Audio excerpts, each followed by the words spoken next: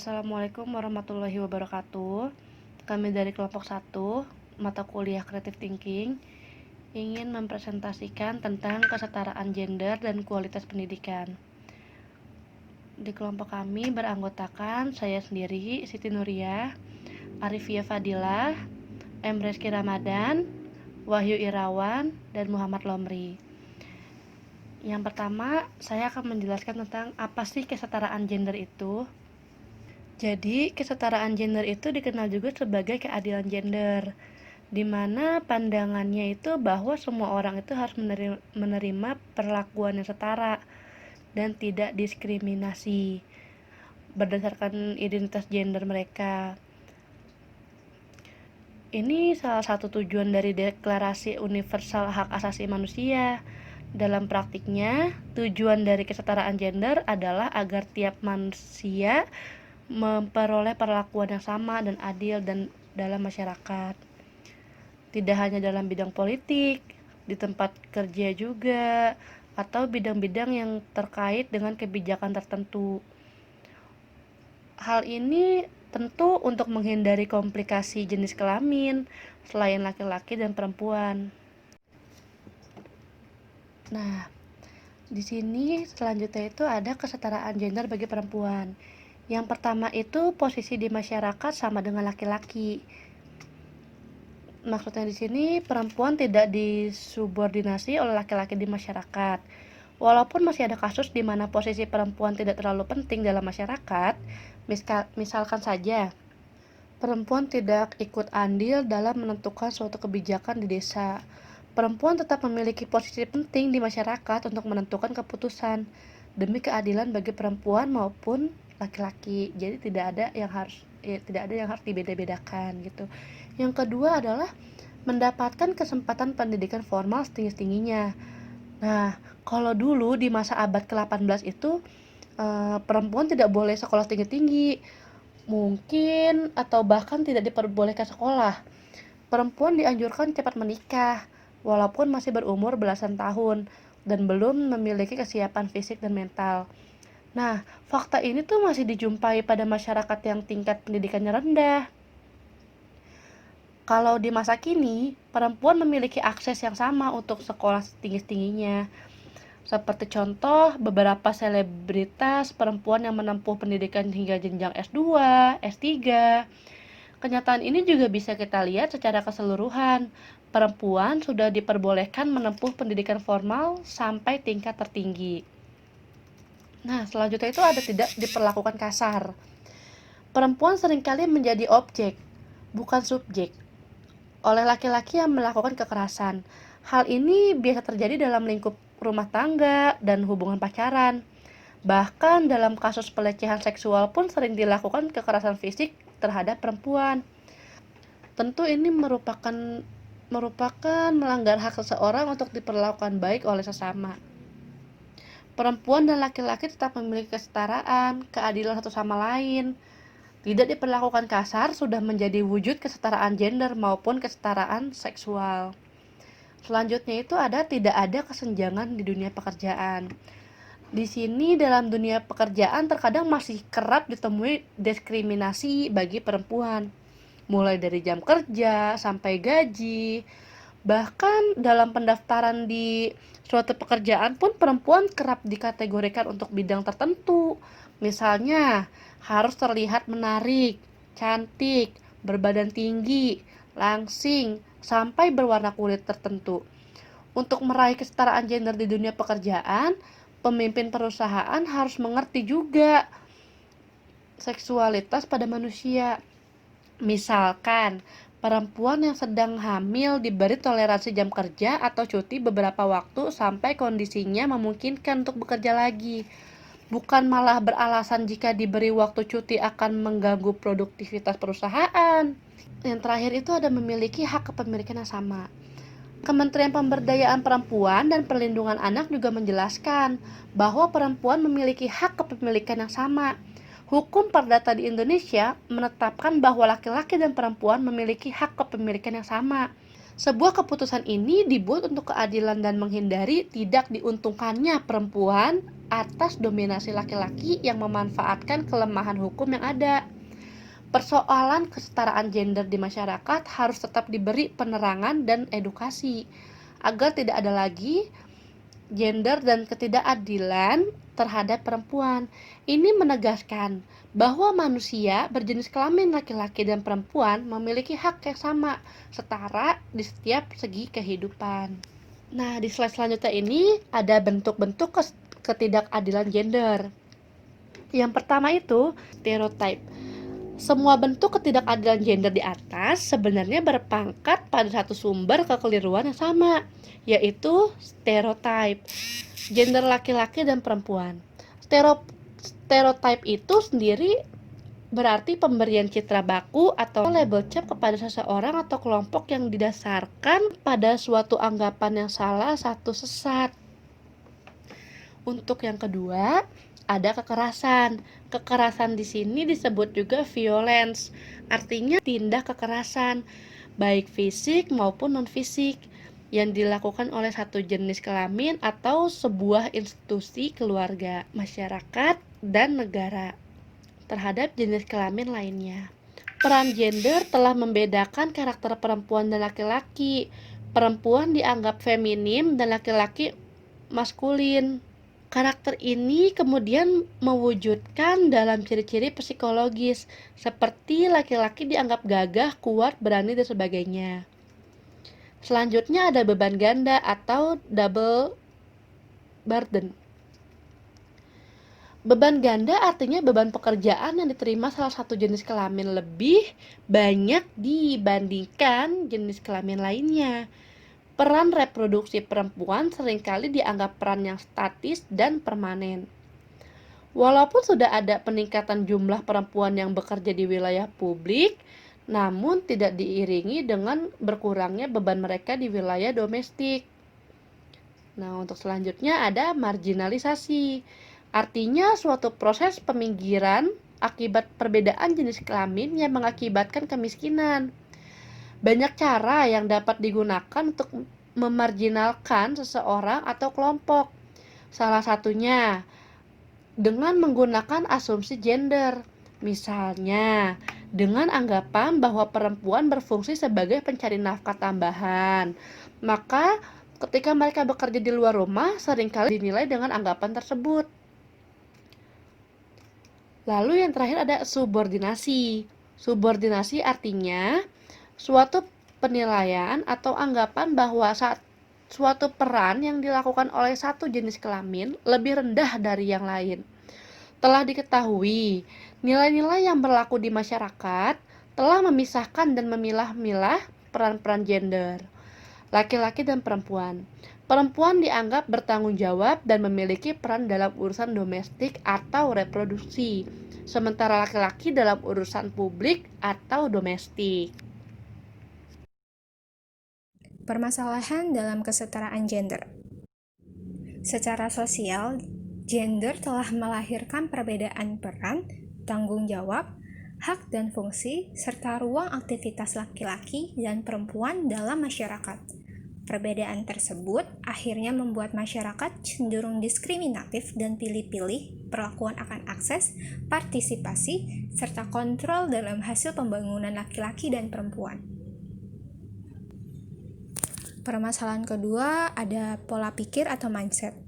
Di Indonesia, pola pikir dalam kesetaraan ini sangatlah beragam. Padahal tidak semuanya apa yang ada di dalam pola pikir itu masuk akal. Kenapa wanita tidak boleh menjadi pemimpin?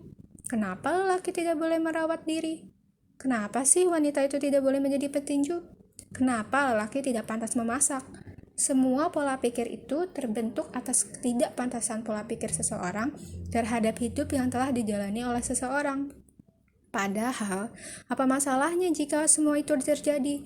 Dunia tidak runtuh, kodrat wanita tidak akan turun, martabat lelaki juga tidak akan jatuh.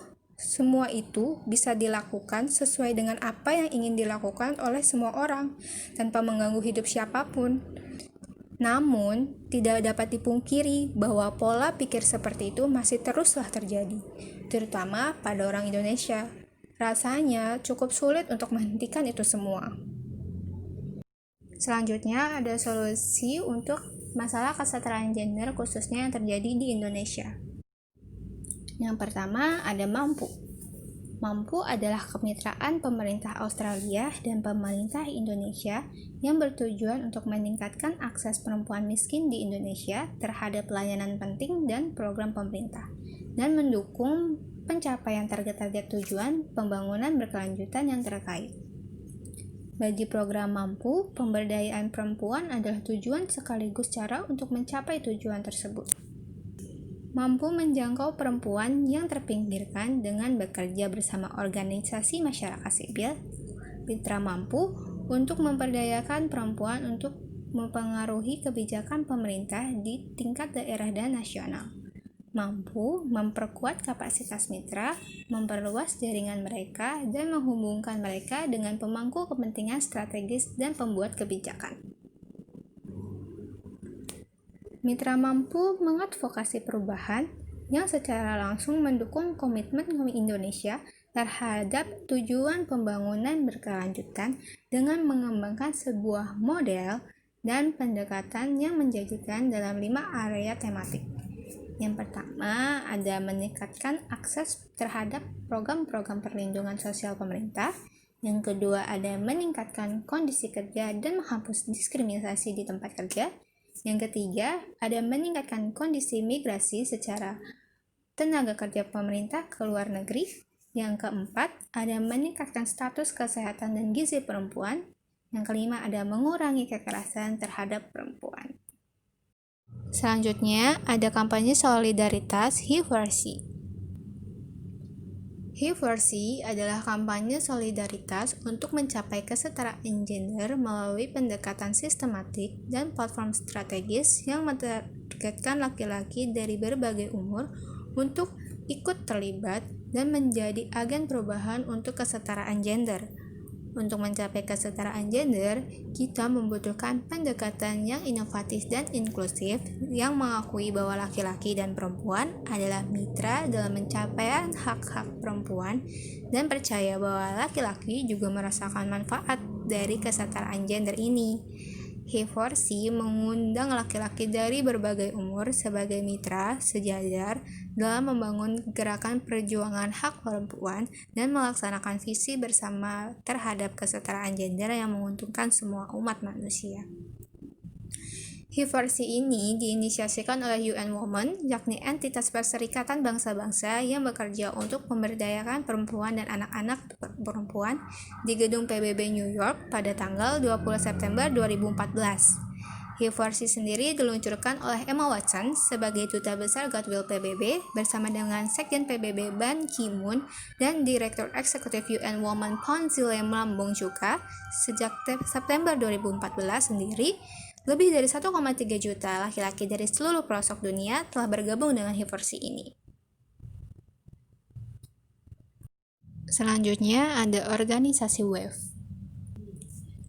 WAVE, Waving Leadership for Gender Equality Program, atau merajut kepemimpinan untuk program kesetaraan gender, merupakan sebuah inisiatif dengan sekelompok orang yang tertarik dari lembaga swadaya masyarakat, kelompok perempuan, pemerintah, investor, perusahaan yang akan mendorong kesetaraan gender dan agenda pemberdayaan perempuan pada organisasi mereka melalui kegiatan bersama seperti meningkatkan keterampilan dan penguatan kepemimpinan. Inisiatif ini merupakan bagian dari rencana strategis The Center for People and Forests atau RECOFTC, yaitu inklusi sosial, kesetaraan gender, dan aksi publik yang bertujuan untuk meningkatkan kapasitas, tata kelola yang baik, dan manfaat yang lebih adil bagi masyarakat lokal dalam lanskap hutan yang berkelanjutan di kawasan Asia Pasifik. Program WAVE ini akan berlangsung selama 3 tahun, yaitu dari 2019 sampai 2022 yang dilaksanakan di 7 negara, yaitu ada Thailand, Myanmar, Vietnam, Kamboja, Laos, dan Indonesia. Solusi selanjutnya adalah dengan iklan. Salah satu perusahaan P&G atau Procter & Gamble merupakan perusahaan internasional yang memproduksi barang konsumen yang bergerak cepat. Kantor pusat P&G terletak di Cincinnati, Ohio, Amerika Serikat. Pada tahun 2017, mereka meluncurkan kampanye kesetaraan gender untuk menunjukkan kepada dunia apa yang mereka lihat dalam permasalahan kesetaraan gender ini. Kampanye ini telah dilihat jutaan kali di lebih dari 180 negara dan dinobatkan sebagai salah satu iklan paling inklusif pada tahun 2017 oleh Association of National Advertisers atau ANA. ANA menemukan bahwa 28% iklan mencerminkan perempuan secara negatif. Sebagai salah satu pengiklan terbesar di dunia, P&G memanfaatkan suaranya yang kuat untuk membantu mendobrak stereotip tersebut dan memotivasi terjadinya perubahan. Dan yang terakhir ada International Women's Day atau Hari Wanita Sedunia. Hari Perempuan Internasional merupakan perayaan atas kontribusi para wanita di dunia, baik dari pekerjaan, ekonomi, maupun lingkungan sekitar. Tidak hanya itu, karena isu kesetaraan gender pun mulai menjadi pesan yang disampaikan dari Hari Perempuan Nasional ini. Pada IWD 2020 sendiri mempunyai tema Each for Equal yang berartikan kesetaraan. Dilansir dari situs resminya www.internationalwomensday.com, tema ini merupakan pesan untuk dunia atas isu gender terhadap perempuan yang masih sangat minim. Kesetaraan bagi IWD 2020 bukan hanya perihal perempuan saja, tapi juga bisnis. Kesetaraan gender sangat penting untuk perkembangan ekonomi dan masyarakat. Dengan begitu, dunia sadar akan persamaan gender menjadi lebih sehat, kaya, dan harmonis. Memperingati IWD 2020 di beberapa kota tanah air pun juga ikut memperingatinya. Salah satunya yang ada di Jakarta. Terlihat barisan perempuan meramaikan kantor Badan Pengawas Pemilu di Jalan MH Tamrin, Jakarta Pusat, Minggu 8 Maret 2020. Pembahasan selanjutnya adalah pendidikan. Pendidikan adalah pembelajaran pengetahuan, keterampilan, dan kebiasaan sekelompok orang yang diturunkan dari satu generasi ke generasi berikutnya melalui pengajaran, pelatihan, dan penelitian. Pendidikan sering terjadi di bawah bimbingan orang lain, tetapi juga memungkinkan secara otodidak. Setiap pengalaman yang memiliki efek formatif pada cara orang berpikir, merasa, atau tindakan yang dianggap pendidikan. Pendidikan umumnya dibagi menjadi tahap seperti prasekolah, sekolah dasar, sekolah menengah pertama, sekolah menengah atas, dan kemudian perguruan tinggi, universitas, atau magang. Sebuah hak atas pendidikan telah diakui oleh beberapa pemerintah. Pada tingkat global, Pasal 13 Kovenan Internasional tentang Hak Ekonomi, Sosial, dan Budaya mengakui hak setiap orang atas pendidikan. Meskipun pendidikan adalah wajib di sebagian besar tempat, sampai usia tertentu. Bentuk pendidikan dengan hadir di sekolah sering tidak dilakukan, dan sebagian kecil orang tua memilih untuk pendidikan homeschooling, e-learning, atau yang serupa untuk anak-anak mereka. Cara-cara untuk mendapatkan ilmu pendidikan bisa dari media cetak, contohnya koran, bisa berupa media elektronik, contohnya dari televisi atau radio. Kita bisa dapatkan dari berita-berita yang terdapat dalam televisi atau radio, dan media secara langsung, contohnya kita mendengarkan ceramah atau kajian-kajian. Pendidikan Indonesia semakin hari kualitasnya semakin rendah. Berdasarkan survei UNESCO terhadap kualitas pendidikan di negara-negara berkembang di Asia Pasifik, Indonesia menempati peringkat 10 dari 14 negara. Sedangkan untuk kualitas para guru, kualitasnya berada pada level 14 dari 14 negara berkembang. Adapun penyebab rendahnya kualitas pendidikan di Indonesia, yang pertama adalah efektivitas pendidikan di Indonesia. Pendidikan yang efektif adalah suatu pendidikan yang memungkinkan peserta didik untuk dapat belajar dengan mudah, menyenangkan, dan dapat tercapai tujuan sesuai dengan yang diharapkan. Dengan demikian, pendidik, yaitu dosen, guru, instruktur, dan trainer, dituntut untuk dapat meningkatkan keefektifan pembelajaran agar pembelajaran tersebut dapat berguna. Yang kedua ada efisiensi pengajar di Indonesia. Efisien adalah bagaimana menghasilkan efektivitas dari suatu tujuan dengan proses yang lebih murah. Dalam proses pendidikan, akan jauh lebih baik jika kita memperhitungkan untuk memperoleh hasil yang lebih baik tanpa melupakan proses yang baik pula. Hal-hal itu jugalah yang kurang jika kita lihat pendidikan di Indonesia. Kita kurang mempertimbangkan prosesnya, hanya bagaimana dapat meraih standar hasil yang telah disepakati. Yang ketiga, adanya standarisasi pendidikan di Indonesia. Jika kita ingin meningkatkan mutu pendidikan di Indonesia, kita juga berbicara tentang standarisasi pengajaran yang kita ambil. Tentunya, setelah melewati proses untuk menentukan standar yang akan kita ambil. Dunia pendidikan terus berubah semakin cepat, sejalan dengan perkembangan global yang terjadi dewasa ini.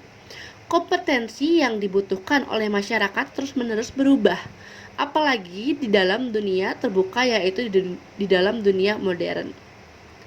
Kompetensi-kompetensi yang harus dimiliki oleh seseorang dalam lembaga pendidikan haruslah memenuhi standar agar bisa survival dalam dunia kerja. Peserta didik Indonesia terkadang hanya memikirkan bagaimana agar mencapai standar pendidikan saja, bukan bagaimana agar pendidikan yang diambil efektif dan dapat digunakan nantinya. Ya, selanjutnya kita akan membahas tentang permasalahan pendidikan di Indonesia. Jadi, pendidikan di Indonesia ini mempunyai banyak sekali permasalahan. Apalagi di tengah pandemi COVID-19 sekarang ini yang semakin hari menurut saya sih semakin meningkat ya. Pada grafik ini menunjukkan bahwa kasus corona semakin hari itu semakin meningkat. Dengan adanya kasus ini menyebabkan pendidikan di Indonesia ini sedikit kacau. Kenapa? Karena sekolah-sekolah diliburkan. Bukan diliburkan, tapi dirumahkan. Sehingga tingkat pengajaran sekolah itu sangat minim sekali. Dalam bentuk online ada mungkin tidak seefisien dengan seperti tatap muka. Kenapa seperti itu? Karena yang pertama adalah tidak semua siswa atau siswi mempunyai gadget atau handphone yang memadai atau peralatan elektronik yang memadai. Yang kedua, tingkat kemampuan anak tidak sepenuhnya dengan melihat gambar saja dan mendengarkan saja. Ada juga yang bisa memahaminya dengan tatap muka langsung. Di sini sudah terbukti bahwa adanya kasus corona ini menjadikan pendidikan Indonesia ini semakin memburuk atau merendah. Selanjutnya ada kualitas pendidikan Indonesia versus Singapura. Salah satu pekerjaan rumah Mendikbud Nadiem Makarim adalah memperbaiki kemampuan siswa seperti tercermin dalam survei PISA OECD. Skor PISA 2018 Indonesia versus Singapura atau 78 negara lainnya. Mengapa skor PISA Singapura selalu tinggi? Yang pertama ada karena STEM jadi fokus sistem pendidikan.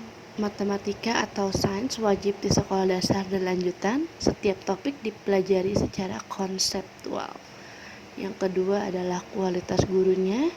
Kegiatan belajar bersifat top down. Selanjutnya anggaran pemerintah untuk pelatihan guru. Selanjutnya ada gaji di atas median nasional untuk tarik lulusan terbaik. Dan mengapa juga skor PISA Singapura selalu tinggi? Karena bahasa Inggris sebagai pengantar, bahasa ilmu pengetahuan dan bahasa perdagangan dunia. Selanjutnya adanya dorongan Singapura jadi negara global. Dan yang terakhir, mengapa skor PISA Singapura selalu tinggi? Kualitas lembaga pendidikan setara. di pinggiran atau pusat kota dari politeknik hingga universitas. Nah, sekarang kita masuk ke solusi dalam kualitas pendidikan di Indonesia. Dari data yang kami kumpulkan, kami mempunyai beberapa solusi untuk pendidikan di Indonesia. Yang pertama adalah study from home.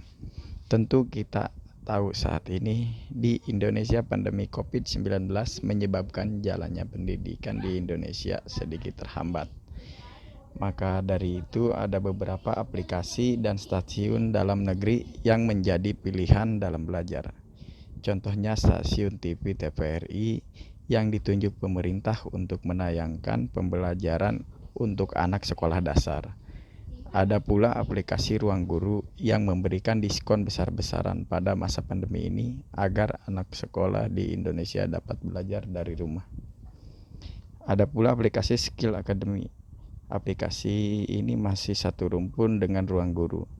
Hanya aplikasi ini diperuntukkan untuk mahasiswa untuk belajar juga dari rumah. Di zaman sekarang belajar sudah menjadi mudah, apalagi dengan teknologi gadget yang sudah meluas di kalangan masyarakat. Hanya saja juga ada kekurangan dalam pembelajaran dari rumah ini. Tak sedikit pelajar atau mahasiswa yang tidak memiliki teknologi gadget pada masa ini. Terlebih perlunya internet dalam study from home ini. Banyak kasus di daerah terpencil yang terpaksa mencari alternatif lain selain menggunakan gadget. Solusi selanjutnya adalah program pemerintah Kartu Indonesia Pintar atau KIP.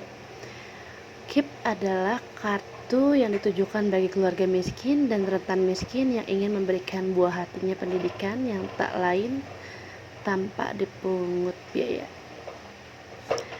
Manfaat program Indonesia Pintar untuk sekolah dasar MI atau paket A yaitu mendapatkan uang sebesar 225 per semester atau 450.000 per tahun. Untuk jenjang sekolah menengah pertama atau MTS atau paket B sejumlah 375.000 per semester, 750.000 per tahun. Untuk jenjang SMA, SMK, MA paket C kursus dan pelatihan yaitu 500 per semester atau 1 juta per tahun. Jadi program pemerintah ini bisa digunakan untuk kebutuhan pendidikan bagi masyarakat yang membutuhkan.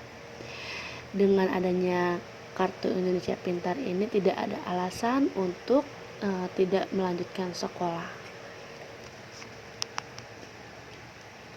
Selanjutnya ada program pemerintah Pintar, pengembangan inovasi untuk kualitas pembelajaran. Melalui program Pintar, Tanoto Foundation berupaya meningkatkan kualitas pendidikan dasar di Indonesia dengan memperbaiki kualitas pembelajaran dan kepemimpinan sekolah.